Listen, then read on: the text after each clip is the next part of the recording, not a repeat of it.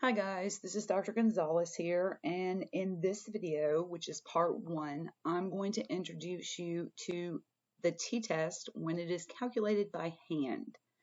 Now, I'm going to preface this video by saying that it is important for you to understand the conceptual math behind the statistic. However, when it comes to your assignments, you'll be doing these calculations with Jamovi. The same thing's true for your learning check and for the questions that will be on your final exam. I'm not going to ask you to calculate any of these tests by hand, but I may go back and ask you certain questions about particular components of the calculation, like pooled variance. We'll talk about what that is in a few moments as we get into the video. First, let's go over a little summary of the types of t-tests that we have. Now, in this video, we're going to go over calculations, and we're going to frame those within the process of hypothesis testing. We're going to stop halfway through, and I'm going to transition to another video simply because this is a lot of information, and I didn't want to put it in an hour-long video. The fourth video for this week is going to show you how to do these particular calculations in Jamovi. So conceptually, you need to understand what's in this video, but for the practical purposes of calculations, the fourth video is going to be the one where you're going to place the most emphasis. Now, there are several different kinds of t-tests. The first one we're going to talk about is a t-test for independent samples, and we use that when we have independent group designs or non-equivalent group designs, and we'll go over that more in depth in video number 4. The second kind of t-test we have is a paired or related samples t-test, and that is used when we have matched group designs or repeated measures. These particular wordings we went over in the research designs video during week 4. The third kind that we have is going to be a one sample t-test or the student's t-test. And we use that one when we have we're trying to find if the mean is significantly different from a hypothetical value, and that value has probably already been calculated for you by previous researchers. I'm going to show you that in detail in video number 4. So for t-tests, what kind of experiments are going to use t-tests? We have single factor designs that have 2 levels, and the experiment that the research question we introduced in the last video is an example of that. So this would be a situation where you have an experiment and it has one independent variable, but it's being compared or manipulated in 2 ways. And then you have your dependent variable and it's only measured in 1 way. So an example of this might be the sleep study we talked about in the last video, where you have you recruit your samples, you randomly assign them into 2 groups. One group is your treatment, one group is your control. Those are your 2 ways or levels. And then the single factor that you're looking at is your dependent variable. And the dependent variable in that particular situation was sleep duration. So here's a breakdown of it using graphics. So I've got one independent variable, and it was the use of electronics before bed. You can either be assigned to the group that uses electronics or the group that doesn't. And then I've only got one measured dependent variable, and that was sleep duration, how long people sleep in a night.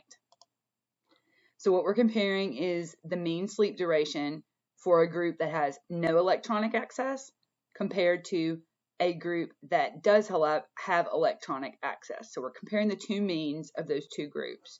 Did they use electronics before bed, or did they not use electronics before bed? Now, you can remember from our previous video in week 4, we talked about different experimental designs. We had independent groups, which is also called between groups designs, and we had within groups design or within subjects design. There's a lot of different ways to say this, so just remember the keys are between and within. When we're dealing with within the independent groups design, the between groups design, we've got independent groups, we can have non-equivalent groups, or we can have matched pairs or equivalent groups. And over here with our within groups, which is our repeated measures or our within subjects, when a person is going through both of the conditions, we call that repeated measures. So here we would use an independent samples t-test, and in this matched pairs or the repeated measures, we would use paired samples or related samples t-tests. Now, multiple groups of different subjects measuring the same independent variable is going to be an independent group design. So I've got group 1 that is using electronics. I have group 2 that is not using electronics. Those are different people in 2 different groups, but I'm looking at the same variable. So group 1 has no electronics, group 2 has electronics, and I'm going to look at sleep duration for both groups. Now, non-equivalent groups is going to be a type of between subjects design. Sometimes it's called a quasi-experiment or an ex post factor design. And in this particular situation, we are deliberately attempting to select our participants in order to reduce what's called non-equivalence. So we would look at things like biological men versus biological women, maybe tech addicts versus people who hate technology. These are very different groups, right? So we're deliberately selecting participants to make sure that I'm reducing non-equivalence. Here's an example of what we were just talking about, a non-equivalent design for our sleep study. In this particular setup here, I have an independent variable, biological sex. This is quasi-experimental because I'm just going to organize my groups using biological sex. I'm not actually manipulating that variable, but what I am doing is I'm recording or measuring sleep duration across that independent variable. So our research question would be framed a bit differently. We would say, does restricted electronic use increase sleep duration in men or women? So these are my 2 different groups. I'm still looking at electronic device restriction and whether or not that is causing an increase in the amount of time that they're sleeping. So I've got men with no electronics, women with electronics, and then I'm looking at sleep duration. We also have matched group designs. These are also called matched or paired or equivalent group designs. It's a type of between subjects design, and this is where we match our participants so that our groups are basically equivalent. We might match them on age, we might match them on gender, or we might match them on the number of different types of devices they use each night. These are just some examples. So in group number 1, you would look at the age, and you would see that more or less participant number 1 is about the same age as participant number 2. And if I go down the list, you can see that more or less they're matched on their age. Okay, they're not exact. About 1655, that's a 5-year difference, but more or less they're matched for each other. We're still looking at sleep duration. Now, repeated measures designs are also called within subjects designs. We went over this all in week 4, okay? In a within subjects design, I still have a manipulated variable, right? My IV is manipulated. I still have 2 levels of that, but each subject is going to go through each level of my independent variable. So what we usually have in these situations is a pretest. Then we have some sort of intervention. Then we might have another test. Maybe we do another intervention. I don't know. This is a 3-way here. But I'm going to have a post-test at the end. And what I'm going to do is I'm going to compare those scores across those within subjects. So here's an example of a repeated measures design. This is kind of a silly example that I came up with a couple of years ago. Our research question would be something like, does the presence of cats in the classroom increase anxiety on test takers? So we're measuring anxiety, and we're looking at the presence of cats, and you can either have cats in the classroom or not have cats in the classroom. And the variable that we're measuring here would be anxiety. That's our dependent variable. So it's going to be considered repeated measures because what we would do is we would bring the same participants in on 2 different days for 2 separate but counterbalanced sessions. So the people would come in one day, there would be cats in the classroom. I would give them a measure of anxiety while they take after they've taken a test. Then I'd have them come in on another day. They would take the same test again, and I would measure them again for anxiety, but on that particular day, there would be no cats in the classroom. Now, reviewing again, types of different t-tests that we have independent samples t-test, and this compares two means based on independent observations of data. So that means we've got data that comes from two different groups of participants. We're not repeating. We're not doing a pre-test and a post-test here. We have two groups. They're independent samples. The groups can be non-equivalent groups. They might be between samples, and this also includes unpaired samples t-tests. In that paired sample situation, I had two means that was based on related data.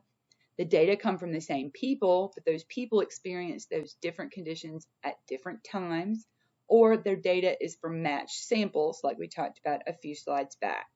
So an example, we might have dependent samples within subjects, repeated measures, or matched groups. But we also have one more that I didn't cover under the types of t-tests in this particular video, and that's a one sample t-test. There will be more on that later in video number 4. So I'm going to briefly right here talk about how you need to start framing all of this in your research proposal. So in assignment number 3, I asked you to identify your type of experimental design. As we go through each one of these different kinds of statistics, you might begin to realize that a different design might serve you better. Don't be afraid to make changes or modify your design as long as it meets the needs of your research question. What I have found, though, most years is that when I teach this course, most of your projects will end up using an independent samples t-test. What that means is you're going to have one group on two different levels of one variable. Okay, you're comparing one group to another group on two different levels. So electronics versus no electronics, and what am I measuring? Some outcome variable, but I'm doing that for both groups. So let's go back to our original question we were talking about in the first video, and that question was, does reduced screen time increase the duration of sleep in young adults? And we had stopped at a part where we were at step 2, where you would determine which statistic to use. We'd figured out that the best design for that particular research question would be an independent groups design with one independent variable that has two levels. The independent variable is electronic use or no electronic use. So you've got two particular treatments. You can have electronics or you can not have electronics. And we're measuring one dependent variable. We're looking at sleep duration, how long these people are sleeping each night. So we stopped last time in our steps of the null hypothesis testing procedures with calculating our test statistic. Now, this is where the math is going to start showing. Hang with me here. I want you to understand the concepts behind it. If you want more or additional information on how you would actually calculate these things by hand, reach out to me and I'll put you in contact with some good resources. But for the purposes of your research paper, for your learning check, and for your final, you are not going to be asked to calculate these things by hand. Now, you do need to understand the components of the formulas that we're going to use. So this is just a reminder of where we're at. Right there. So how do you calculate a t-statistic? Well, let's break it down first and examine what that t-value is.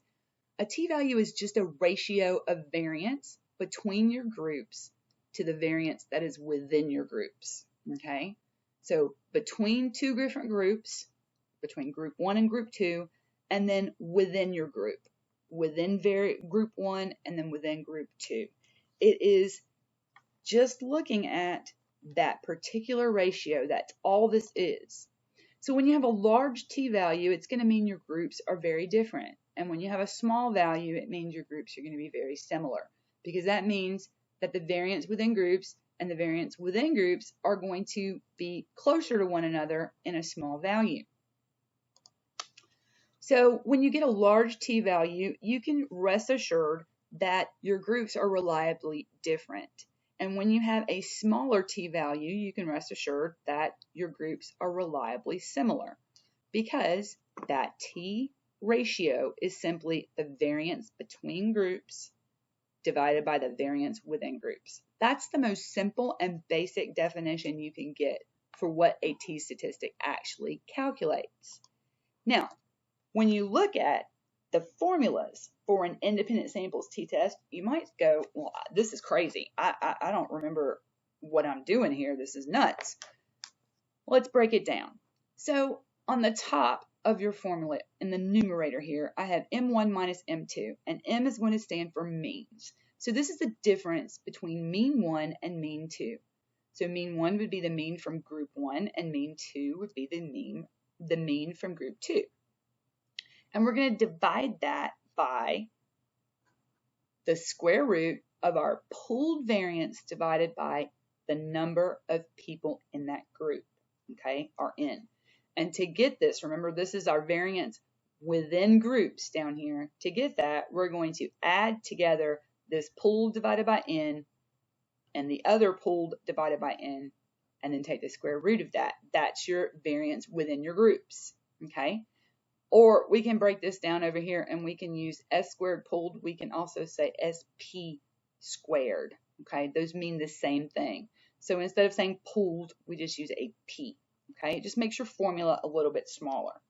So pooled variance, remember, it's pooled because we're assuming both groups come from populations that have roughly the same variance, okay? So if their variance is equal, then we're assuming they came from similar populations that are equal.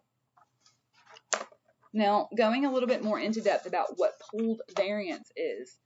Pooled variance is the average of two sample variances. And we already know how to calculate variance because you did it in the previous unit. And then if you really wanted to break this down, you could do this in Jamovi and get the components that you would need to plug into your formula here. But there's really no need to do all of that when you could simply use Jamovi to calculate the entire statistic for you, okay?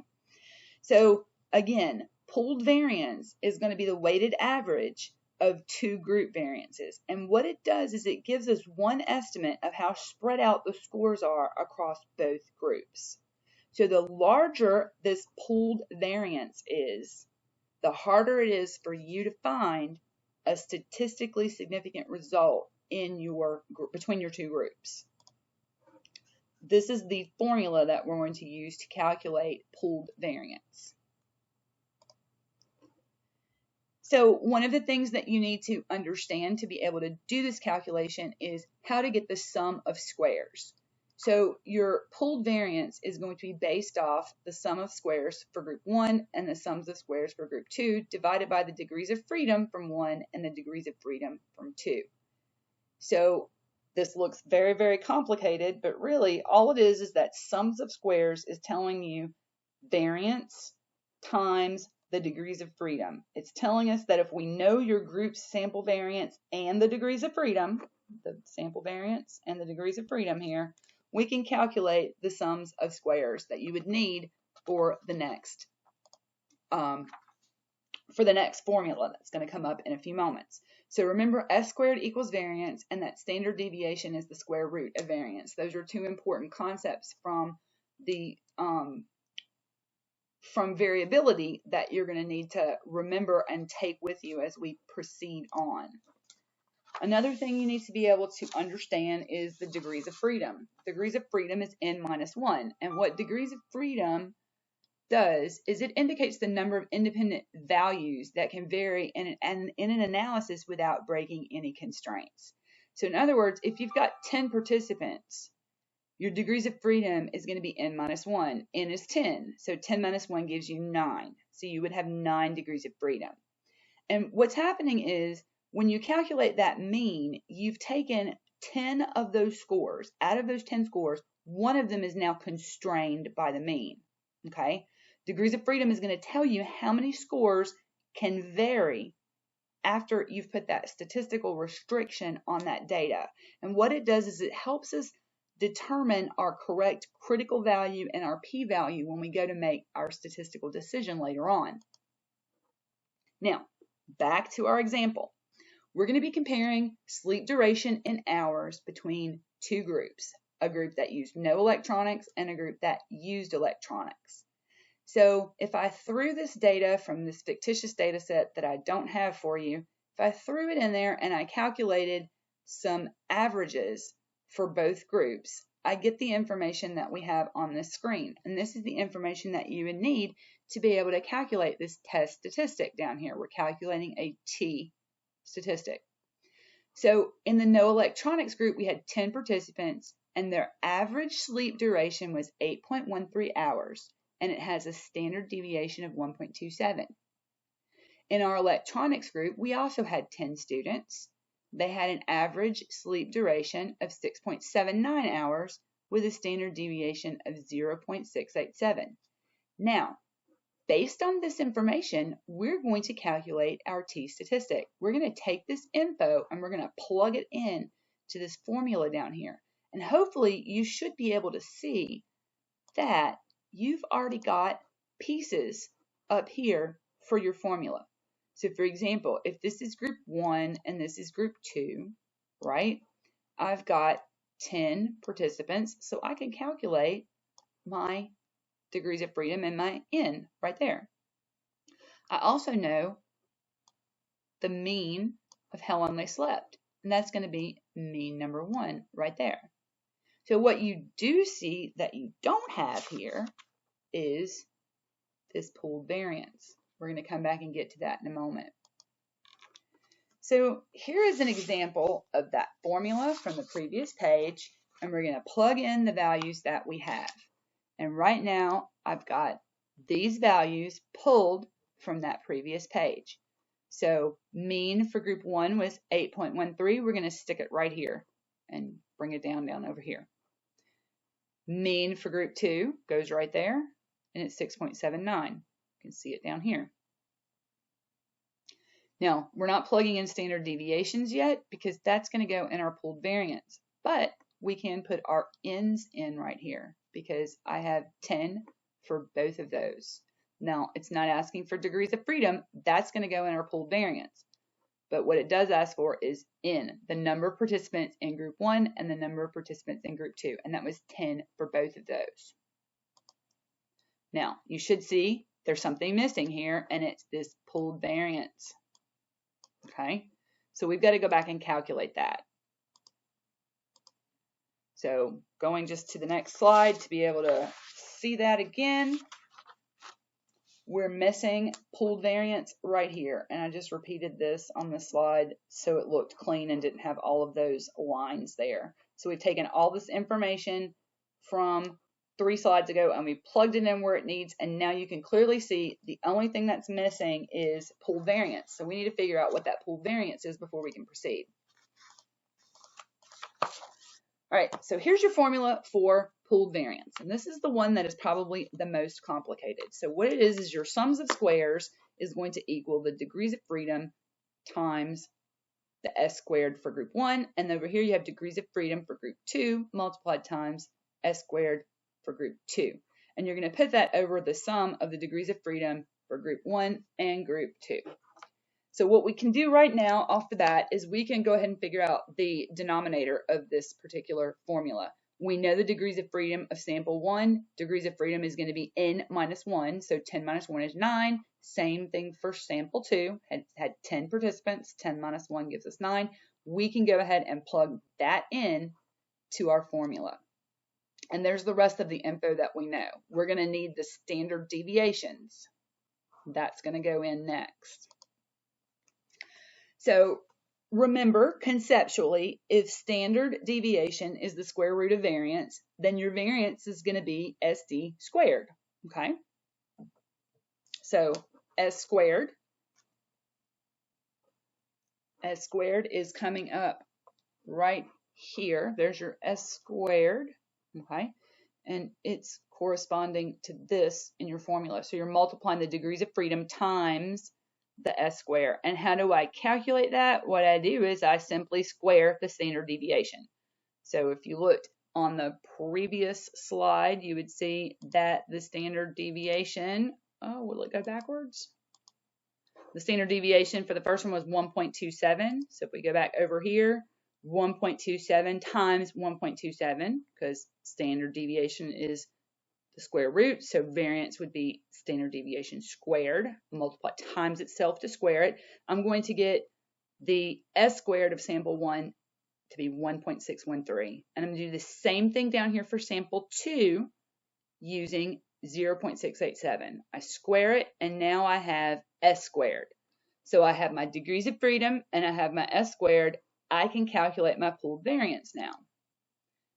Okay, so we're just going to plug and play. There's your degrees of freedom times your squared variance. Same thing over here. I'm going to divide that by the sum of my degrees of freedom. If you carry out these calculations, you would get 14.5161 plus 4.256721. That gives you 18.772821 divided by 18. And I get S squared of 1.0430. I have my last component now to be able to go back and plug it into my original formula and calculate my T statistic.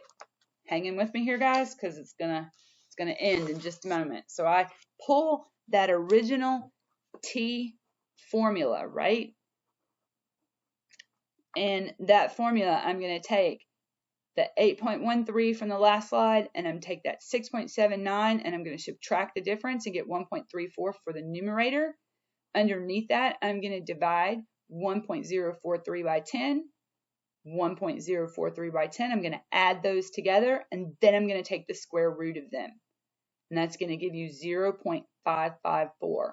If I divide the numerator by the denominator, I get T equal to 2.934.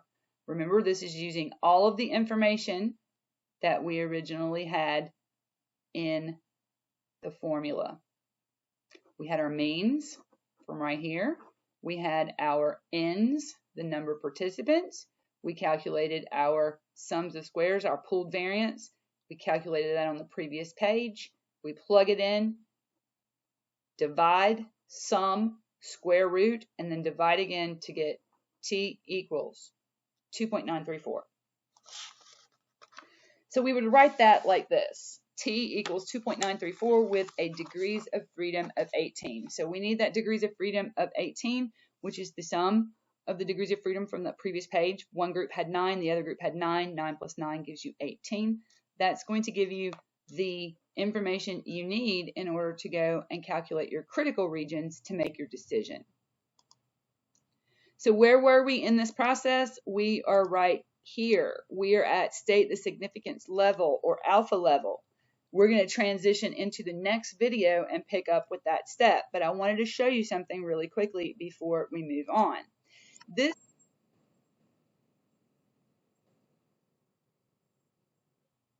I apologize, I did not realize that was an embedded video from last year. I'm just going to pause that. What I wanted you to just basically see was how that output looked. So when you get finished running that t-test, you're going to get that statistic right there, 2.934 with the 18 degrees of freedom, and it's telling me it's significant over here. This is output from Jamovi. I included this here because it's so much easier for you to plug in these variables. This data for these variables in Jamovi and run the analysis and get the same information that we got by hand. It's so much easier to do it in Jamovi. Now, it is very important for you to understand the conceptual basis. I might ask you on the test, what's missing in this? You would need to tell me it's pooled variance. I might ask you, how do you get the sums of squares, that pooled variance there? You've got your sums of squares divided by degrees of freedom. I might ask you questions about what goes into those formulas, but I am not going to ask you to calculate these things by hand. There's no reason for that in this particular course. Maybe if we were in person, it would be a different story. At this point in time, I would like you to continue with part 2 of the introduction to t-test. We'll pick up this particular problem we were looking at in there. Don't forget, after the part 2 of this video, there is one more very important video where I walk you through all of the different ways you can do a t-test in Jamovi. So that's a very important video because it's going to directly feed into both your learning check and your assignment for this particular week. Please reach out if you have any questions. Take care.